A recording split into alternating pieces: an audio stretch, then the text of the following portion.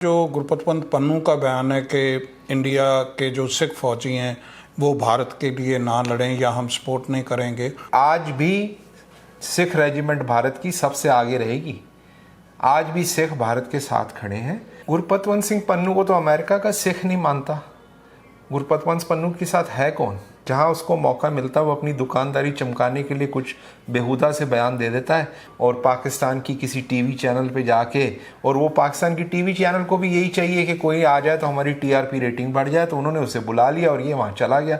इसको पंजाब भारत में कोई नहीं जानता। आज ये बात करता है कि पाकिस्तान खालिस्तान की सपोर्ट में कर रहा है। पाकिस्तान ने कब खालिस्तान की सपोर्ट करी?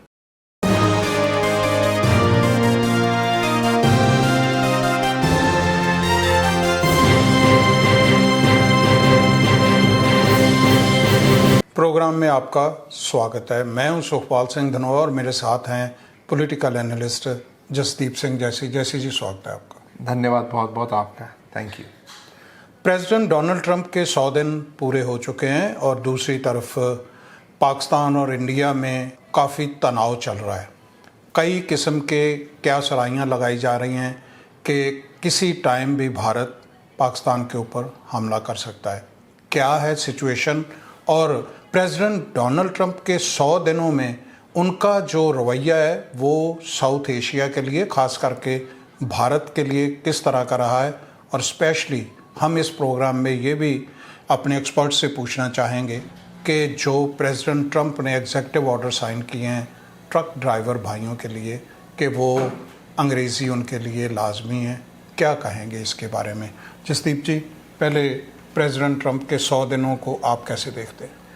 मैं देखता हूँ इन्हें अमेरिका के इतिहास के ये सबसे, मैं समझता हूँ, अच्छे 100 दिन थे, जो कि बहुत ही लंबे समय के बाद अमेरिका को एक बार फिर से, जिसे कहते हैं ना, पटरी से उतर चुका था, उस मुल्क को वापस प्रेसिडेंट ट्रंप ने 100 दिनों पे सही रास्ते पे लेके आए हैं। और उन्होंने एक करेक्शन सिर्फ अमेरिका के लिए नहीं और पूरी दुनिया के लिए एक करेक्शन हुआ इन पहले 100 दिनों में। अब आप ये भी कह सकते हैं कि उनकी आलोचना भी हो रही है कि लोगों ने कई ये इल्ज़ाम लगाए जा रहे हैं, भाई इनकी इन चीज़ों के लिए हमने नहीं सोचा था कि प्रेसिडेंट ट्रंप ऐसा करेंगे अपने 100 दिनों में। पर जो भी प्रेसिडेंट ट्रंप ने ये पहले 100 दिनों में किया है, उन्होंने हर चीज़ अपने कैंपेन में ये कही थी। लोगों ने उन्हें वोट दिए थे इन सब चीज़ों के लिए जो उन्होंने अपने पहले 100 दिनों में की है। आज बॉर्डर पूरी तरह सिक्योर है अमेरिका का। जितनी इलीगल इमिग्रेशन थी वो तकरीबन बंद हो चुकी है। कल उन्होंने कहा कि 99.8% जो है लोग आना बंद हो चुके हैं। और दूसरा, उन्होंने जो क्राइम की बात करी थी उसमें जितने गैंग्स थे, MS-13 और वो त्रांदे आरूगा जो गैंग्स थे, उनके मेंबर्स को यहाँ से पकड़ के डिपोर्ट किया गया है। और साथ में ही जो अमेरिका की जो एक जो दुखती रग थी टैरिफ्स की, जो अभी हम देख रहे हैं, जहाँ पे कि पिछले 25-30 साल से लोग अमेरिका का फ़ायदा उठा रहे थे।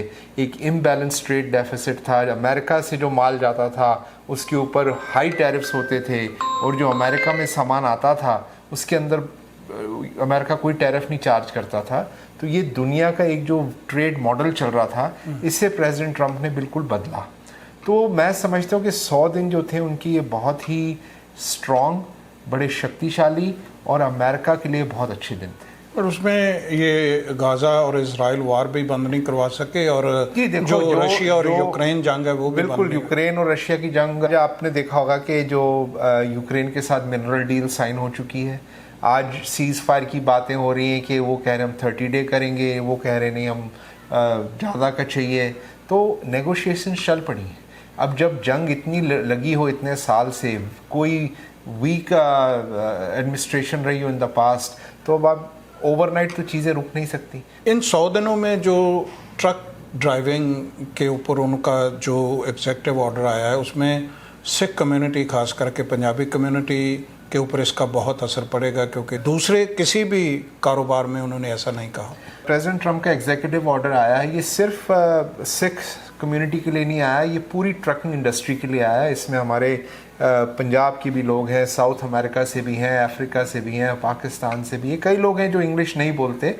और उसमें ये नया कानून नहीं है, ये 1937 का ये लॉ है जिसको प्रेसिडेंट ट्रंप ने दोबारा से अपने एग्जीक्यूटिव ऑर्डर से ऊपर लेके आए। पिछले साल प्रेसिडेंट ट्रंप के आने से पहले 1,00,000 साइटेशंस दी गई थी डिपार्टमेंट ऑफ ट्रांसपोर्टेशन के वेबसाइट और उनके डेटा के हिसाब से 1,00,000 वायलेशंस इशू करी गई थी जिन लोगों को इंग्लिश की डेफिशिएंसी थी और ड्राइवर्स के उन्होंने ये वायलेशंस दी थी, जुर्माने हुए थे और 1,00,000 में से 4,000 के जो लाइसेंस थे वो सस्पेंड भी किए गए थे। पर अब ये नया जो एग्जीक्यूटिव ऑर्डर है ये कहता है कि लाइसेंस कैंसिल कर दिए जाएंगे। तो ये मैं समझता हूँ कि ये जो है ये इसलिए है क्योंकि आज एक जब आप 18 व्हीलर ट्रैक्टर ट्रेलर लेके जाते हैं जिसमें 80,000 पाउंड वेट है, उसे चलाने के लिए आपको बिल्कुल अंग्रेज़ी में सक्षम होना चाहिए, आपको रोड साइंस पढ़ने आने चाहिए, आपको इमरजेंसी में बातचीत कर सकने चाहिए और ये एक सिक्योरिटी का भी इशू था। तो ये सिक्योरिटी के बहुत बड़े इश्यूज़ हैं और अंग्रेज़ी आना, इंग्लिश आना बहुत ज़रूरी है। और मैं यहाँ ये भी कहना चाहूँगा कि ये जो आज हम ये जो बातें कर रहे हैं कि ये अब हो रहा है, ये हम आपके प्रोग्राम में पहले भी डिस्कस कर चुके हैं कि हमारा जो यूथ, अब अपने यूथ पे आता हूँ कि जब हमारा यूथ यहाँ पे आ रहा है अमेरिका में तो अंग्रेज़ी सीखना और आना बहुत ज़रूरी है। इसमें मैं एक चीज़ ये कहना चाहूँगा कि हमारे यूथ को यहाँ पे कम्युनिटी कॉलेजेस हैं, वहाँ पे फ्री में इंग्लिश के कोर्सेज दिए जाते हैं।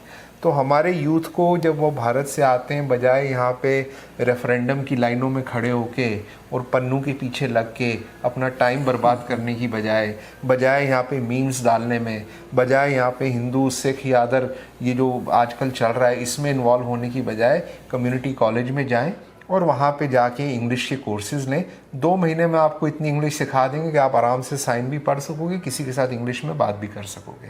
तो ये बहुत ज़रूरी है हमारे यूथ के लिए। और इसमें हमारे जो गुरुद्वारे हैं, हमारे जो मंदिर हैं, हमारी जो ऑर्गेनाइजेशंस हैं वो फेल हो रही हैं। वो हमारे यूथ को ये नहीं, जब हमारा यूथ आता है आज इलीगल्स जब आ रहे हैं या लीगल भी जो आ रहे हैं, सबसे पहले वो वीकेंड पे संडे को कहाँ जाते हैं? वो मंदिरों में जाते हैं, वो गुरुद्वारों में जाते हैं।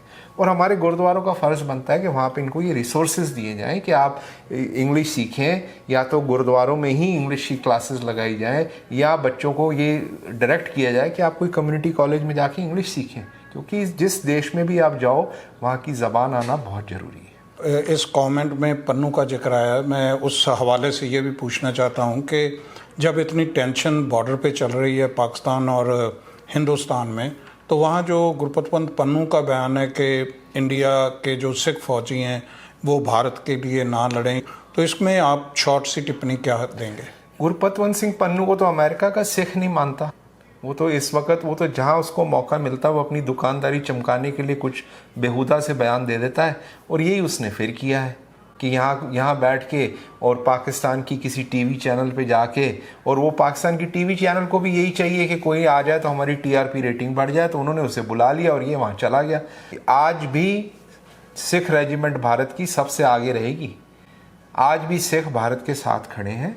और दूसरा मैं ये कहना चाहूँगा कि आप देखिए कि 80 और 90 के दशकों में भी जब सिख नौजवानों को भड़का के उनको वर्गला के पाकिस्तान ले जाया जाता था ट्रेनिंग पे, तो उनको 2 AK-47 और 4 हैंड ग्रेनेड दे के वापस भेज दिया जाता था कि खालिस्तान बनाओ। ऐसे खालिस्तान बनता है? ये तो सिर्फ शरारत थी। फिर पंजाब में ड्रग्स भेज के पंजाब को बर्बाद किया। फिर बेनज़ीर भुट्टो की जब सरकार आई तो जिन जिन की ट्रेनिंग करी गई थी पाकिस्तान में जो सिख नौजवानों की, उनकी पूरी लिस्ट ला के राजीव गांधी को दे दी गई। और उस टाइम की गवर्नमेंट ने, उस कांग्रेस गवर्नमेंट ने उस टाइम सिख बच्चों को चुन चुन के पंजाब में मारा, क्योंकि पाकिस्तान ने सारी लिस्ट प्रोवाइड कर दी थी। ये भी कारण है क्योंकि आप सोचिए कि पन्नू साहब की जो गाड़ी है वो वाघा बॉर्डर पे जाके रुक जाती है। जब ये खालिस्तान की बात करते हैं तो ये कहते हैं हम दिल्ली से लेके पंजाब तक हम बनाएंगे। पर महाराजा रंजीत सिंह का जो राज है, जिसको ये कहते हैं कि वो हमारा मॉडल है खालिस्तान का, वो तो सतलज के ऊपर था। वो सारा इलाका तो पाकिस्तान में, उस खालिस्तान की बात ये करते नहीं है। और पाकिस्तान भी ये जानता है कि सिख कल को वो इस बात को वो उठाना चाहते ही नहीं है। तो वापस आऊँ मैं आपको लेके फिर प्रेसिडेंट ट्रंप के 100 डेज़ ख़त्म होने के साथ ही उन्होंने एक बड़ी रीशफल की है। अपने NSA को उन्होंने यूनाइटेड नेशन में एम्बेसडर बना दिया और अपने जो उनके विदेश मंत्री हैं मार्को रूबियो, उनको उन्होंने एनएसए के साथ में एडिशनल चार्ज दे दिए। इस बात जो ये तब्दीली, इसको कैसे देखते हैं? What could be the reason? क्योंकि इसमें जो एनएसए हैं मार्क वाल्ट्ज, वो प्रो इंडिया थे और एंटी चाइना थे। क्या इसमें कोई इस तरह की लॉबिंग हुई है या कैसे देखते? नहीं, मैं बिल्कुल इसे लॉबिंग नहीं मानता। जो पहले नॉमिनी थी, जो जिनको की कांग्रेस वुमेन थी, वो स्टेफना, उनको यूनाइटेड नेशंस के लिए प्रेसिडेंट ट्रंप ने चुना था। पर उसमें ये आ रहा था कि अगर वो यूनाइटेड नेशंस की एम्बेसडर बनती हैं तो रिपब्लिकन्स की कांग्रेस में एक वोट कम होती थी। उसको मद्देनज़र रखते हुए उनका नाम वापस लेके और प्रेसिडेंट ट्रंप को कोई विश्वसनीय, कोई अपना खास चाहिए था जो उस पोजीशन पे यूनाइटेड नेशंस में एज एम्बेसडर की पोजीशन पे जा सके। तो उन्होंने वॉल्ट्स को चुना है। वो उनके ट्रंप के बहुत करीबी हैं और as a national security adviser उन्होंने बहुत अच्छा भी काम भी किया है। और मैं समझता हूँ उनकी लॉयल्टी जो है वो है, अगर वो प्रो इंडिया है तो वो प्रो इंडिया ही रहेंगे, भले वो एम्बेसडर भी बनते हैं। और मैं समझता हूँ ये और भी अच्छी बात है कि यूनाइटेड स्टेट्स का यूनाइटेड नेशन में एम्बेसडर अगर प्रो इंडिया है तो भारत के लिए बहुत अच्छी एक बात है। पर प्रेसिडेंट ट्रंप ने जो नियुक्तियाँ करी हैं वो प्रो अमेरिका देख के उन्होंने करी है कि वो बंदे को पहले प्रो अमेरिका होना चाहिए।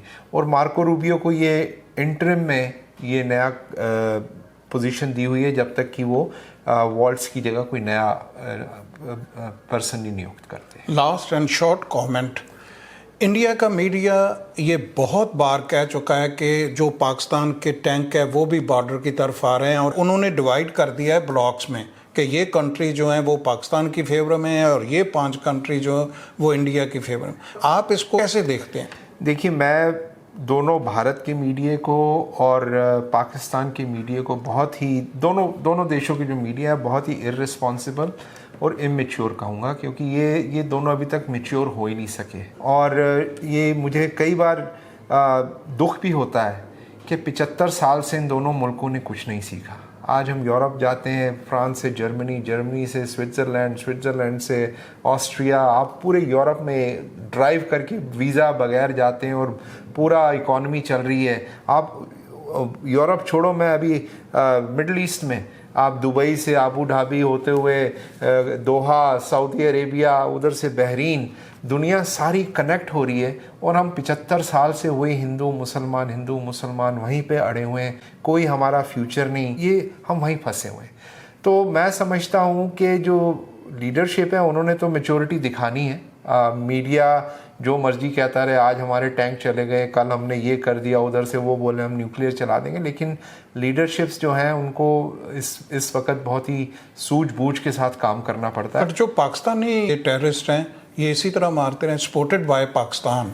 बिल्कुल, इसके ऊपर मैं ये कहूँगा कि पाकिस्तान ने ज़रूर टेररिज्म किया है और ये उनके डिफेंस मिनिस्टर ने कबूल किया अपने एक इंटरव्यू में कि हाँ, पाकिस्तान टेररिज्म को बढ़ावा देता रहा है वेस्ट के कहने पे या अमेरिका के कहने में। और ये छुपी बात नहीं है, पाकिस्तान टेररिज्म के फाटा लिस्ट में भी रहा है, फिर उन्होंने उसको ठीक भी किया है।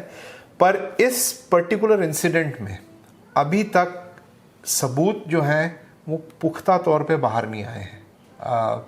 अभी तक है, उंगलियां उठ रही हैं, पर अभी तक सबूत नहीं आई हैं। एक इसका कारण ये भी हो सकता है कि अभी तक कोई एक्शन नहीं लिया गया है, क्योंकि जो इन्वेस्टिगेटिव एजेंसीज़ हैं वो अभी तक सबूत की कोशिश कर रहे हैं। क्योंकि इतना बड़ा अटैक करने से पहले आपको ज़रूरी होता है कि बाहर जो ताकतें बैठी हैं, अमेरिका है, रशिया है, इन सबको साथ में लेना, इज़राइल है, मोसाद है, सबकी इंटेलिजेंस को साथ में लेना। और ये कंट्रीज़ जब ही साथ में आएंगे जब आपके पास कोई पुख्ता सबूत होगा। तो मेरे हिसाब से अभी तक जो कोई सबूत अभी तक चल रहा है, इन्वेस्टिगेशन चल रही है, और उसके बाद भी मुझे नहीं लगता कि ऑल आउट वॉर होगा। एक्शन ज़रूर हो सकता है, वो भी अगर सबूत है ठोस तो। बहुत शुक्रिया जसदीप जी। पाकिस्तान और इंडिया में चल रही टेंशन जंग के रूप में बदलती है या इसका कोई डिप्लोमेटिक सॉल्यूशन निकलता है, ये आने वाले दिनों में पता चलेगा। परंतु प्रेसिडेंट ट्रंप के 100 दिनों में आलोचना भी हो रही है, उनकी हमायत भी की जा रही है। आने वाले दिनों में प्रेसिडेंट ट्रंप की पॉलिसीज़ अमेरिका की इकॉनमी और अमेरिका के इमेज को कहाँ तक लेके जाती है, ये देखना होगा और इस पे हम फिर प्रोग्राम लेके आएंगे। फ़िलहाल अगर आपको हमारा ये प्रोग्राम अच्छा लगे, हमारे चैनल को सब्सक्राइब करें और इसे लाइक करें। बहुत बहुत शुक्रिया।